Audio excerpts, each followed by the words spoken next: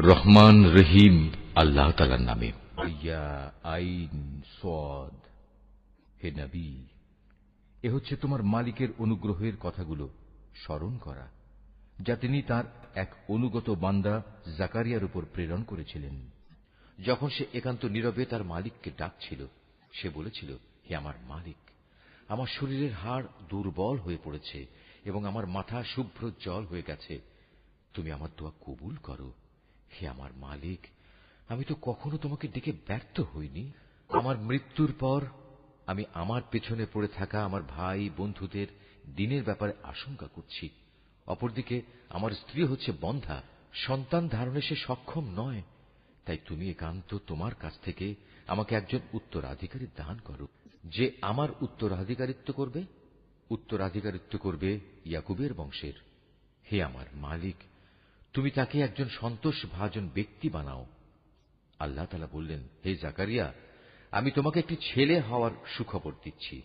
তার নাম হবে ইয়াহইয়া। এর আগে এ নামে আমি কোনো মানুষের নামকরণ করিনি। সে বলল, হে আমার মালিক, আমার ছেলে হবে কিভাবে? আমার স্ত্রী তো বন্ধ্যা এবং আমি নিজেও এখন বার্ধক্যের শেষ সীমানায় এসে উপনীত হয়েছি। আল্লাহ তাআলা বললেন, হ্যাঁ, এটা এভাবেই হবে। তোমার মালিক বলছেন, এটা আমার জন্য নিতান্ত সহজ কাজ। আমি তো এর আগেও তোমাকেও সৃষ্টি করেছিলাম যখন তুমি কিছুই ছিলে না। সে বলল, হে আমার মালিক, আমাকে এজন্য কিছু একটা নিদর্শন বলে দাও। তিনি বললেন, হ্যাঁ, তোমার নিদর্শন হচ্ছে সুস্থ থেকেও তুমি ক্রমাগত 3 রাত মানুষদের সাথে কোন রকম কথাবার্তা বলবে না। অতঃপর সে কামরা থেকে বেরিয়ে তার জাতির লোকদের কাছে এলো এবং ইশারা ইঙ্গিতে তাদের বুঝিয়ে দিল, তারা যেন সকাল সন্ধ্যা আল্লাহ তাআলার পবিত্রতা ও মহিমা ঘোষণা করে। এরপর একসময় ইয়াহিয়া জন্ম হল। সে যখন বড় হল, তখন আমি তাকে বললাম, হে ইয়াহিয়া, আমার কেতাবকে তুমি শক্ত করে ধারণ করো। আসলে আমি তাকে ছেলেবেলায় বিচার বুদ্ধি দান করেছিলাম। সে আমার একান্ত কাছ থেকেই হৃদয়ে কোমলতা ও পবিত্রতা লাভ করল। সে ছিল আসলেই একজন পরহেজগার ব্যক্তি। তদুপরি সে ছিল পিতামাতার একান্ত অনুগত, কখন অবাধ্য ও নাফরমান ছিল না। তার প্রতি শান্তি বর্ষিত হয়েছিল যেদিন তাকে জন্ম দেওয়া হয়েছে। শান্তি বর্ষিত হবে সেদিন যেদিন সে মৃত্যুবরণ করবে এবং যেদিন পুনরায় সে জীবিত হয়ে পুনরুত্থিত হবে। নবী, এ কিতাবে মারিয়ামের কথা তুমি তাদের স্মরণ করিয়ে দাও, বিশেষ করে সেই সময়ের কথা যখন সে তার পরিবারের লোকজনদের কাছ থেকে আলাদা হয়ে পূর্ব দিকের একটি ঘরে গিয়ে আশ্রয় নিয়েছিল। অতঃপর লোকদের কাছ থেকে নিজেকে আড়াল করার জন্য সে পর্দা করল। আমি তার কাছে আমার রূহ জিবরাইলকে পাঠালাম। সে পূর্ণ মানুষের আকৃতিতে তার সামনে গিয়ে আত্মপ্রকাশ করল। সে বলল, হে আগত ব্যক্তি, তুমি যদি আল্লাহ তাআলাকে ভয় করো তাহলে আমি তোমার অনিষ্ট থেকে দয়াময় আল্লাহ তাআলার কাছে পানা চাই। আমি তোমার মালিকের পাঠানো দূত। আমি তো এজন্য এসেছি যেন তোমাকে একটি পবিত্র সন্তান দিয়ে যেতে পারি। সে বলল, এ কি বলছো তুমি? আমার ছেলে হবে কিভাবে? আমাকে তো আজ পর্যন্ত কোনো পুরুষ স্পর্শও করেনি, আর না আমি কখনো অসতী ছিলাম। সে বলল, হ্যাঁ, এভাবেই হবে।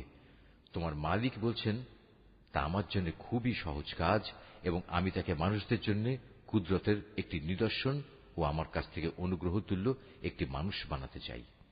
মূলত এটা ছিল আমার পক্ষ থেকে এক স্থিরীকৃত ব্যাপার। অতঃপর সে তাকে গর্ভে ধারণ করল এবং তাকে সহ দূরে কোনো এক জায়গায় চলে গেল। তারপর প্রসব বেদনা তাকে আশ্রয়ের জন্য এক খেজুর গাছের নিচে নিয়ে এলো। সে বলল, হায়, এর আগে যদি আমি মরে যেতে পারতাম তাহলে এই কষ্ট আজ আমার সইতে হতো না, এবং আমি যদি মানুষদের স্মৃতি থেকে সম্পূর্ণ বিস্মৃত হয়ে যেতাম। তখন একজন ফেরেশতা তাকে তার নিচের দিক থেকে আহ্বান করে বলল, হে মারিয়াম, তুমি কোন রকম দুঃখ করো না। তোমার মালিক তোমার পিপাসা নিবারণের জন্য তোমার পাদদেশে একটি পানির ঝর্ণা বানিয়ে দিয়েছেন। তুমি এই খেজুর গাছের কাণ্ড তোমার দিকে নাড়া দাও, দেখবে তা তোমার উপর পাকা ও তাজা খেজুর ফেলছে। অতঃপর মজা করে এ গাছের খেজুর খাও এবং এ ঝর্ণার পানীয় পান করো এবং সন্তানের দিকে তাকিয়ে তোমার চোখ জুড়াও।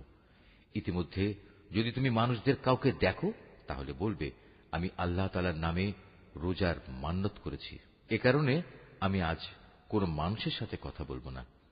অতঃপর সে তাকে নিজের কোলে তুলে নিজের জাতির কাছে ফিরে এলো। লোকেরা তার কোলে সন্তান দেখে বলল, হে মারিয়াম, তুমি তো সত্যি এক অদ্ভুত কাণ্ড করে বসেছ। হে হারুনের বোন, এ কি করলে তুমি?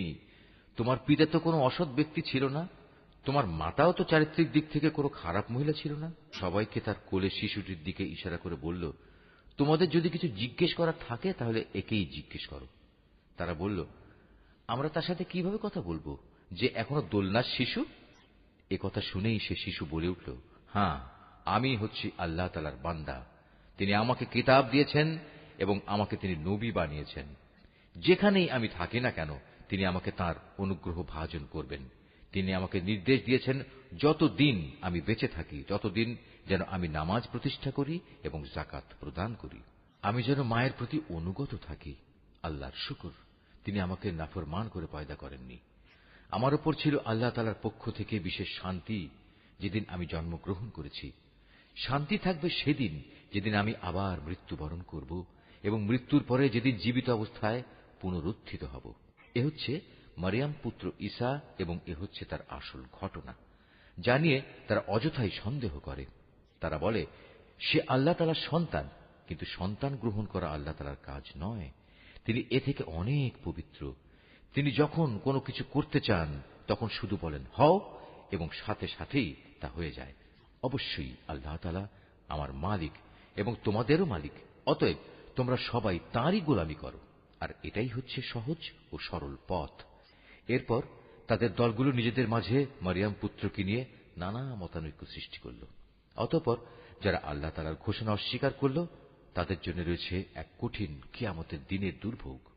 যেদিন এরা আমার সামনে এসে হাজির হবে, সেদিন তারা ভালো করেই শুনবে এবং ভালো করেই দেখতে পাবে। কিন্তু আজ এই জালেমরা না শোনা ও না দেখার ভান করে সুস্পষ্ট গুমরাহিতে নিমজ্জিত হয়ে আছে।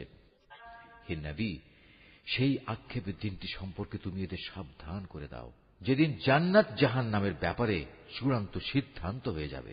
এখন তো এরা এ ব্যাপারে গাফিলাতে ডুবে রয়েছে, তাই ওরা আল্লাহর উপর ঈমান আনছে না। নিশ্চয়ই পৃথিবীর মালিক হব আমি, এবং তার উপর যা কিছু রয়েছে সে সবেরও, আর তাদের সবাইকে আমার কাছেই ফিরে আসতে হবে। হে নবী, কেতাবে তুমি ইব্রাহিমের ঘটনাকে স্মরণ করো।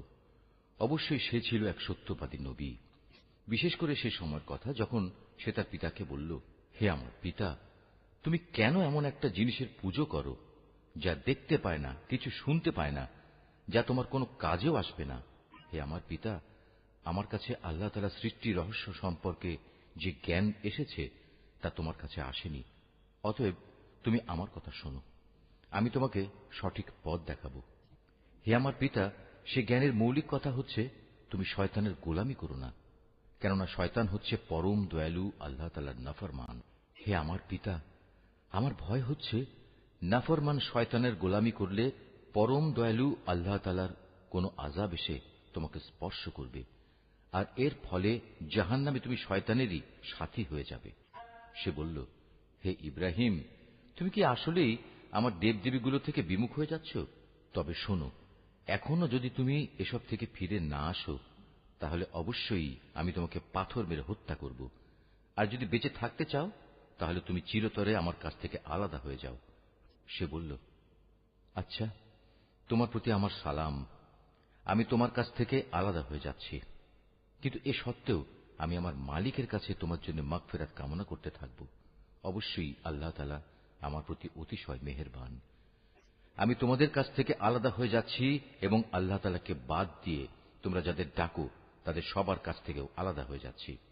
আমি তো আমার মালিককেই ডাকতে থাকব। আশা করি আমার মালিককে ডেকে আমি কখনো ব্যর্থকাম হব না। অতঃপর যখন সে সত্যিই তাদের কাছ থেকে পৃথক হয়ে গেল এবং পৃথক হয়ে গেল তাদের থেকেও যাদের ওরা আল্লাহ তাআলার বদলে ডাকত, তখন আমি তাকে ইসহাক ও ইসহাক পুত্র ইয়াকুব দান করলাম। এদের সবাইকেই আমি নবী বানিয়েছি। আমি তাদের উপর আমার আরো বহু অনুগ্রহ দান করেছি এবং মানুষদের মাঝে আমি তাদের সুউচ্চ সম্মানও দান করেছি। হে নবী, তুমি এ কিতাবে মূসার ঘটনা স্মরণ করো। অবশ্যই সে ছিল একনিষ্ঠ বান্দা, সে ছিল রসূল, নবী। আমার কথা শোনার জন্য আমি তাকে তুর পাহাড়ের ডান দিক থেকে ডাক দিলাম এবং তাকে আমি গোপন তথ্য সমৃদ্ধ কথা বলার জন্য আমার নিকটবর্তী করলাম। আমি আমার নিজ অনুগ্রহে তার ভাই হারুনকে নবী বানিয়ে তাকে তার সাহায্যকারী হিসেবে দান করলাম।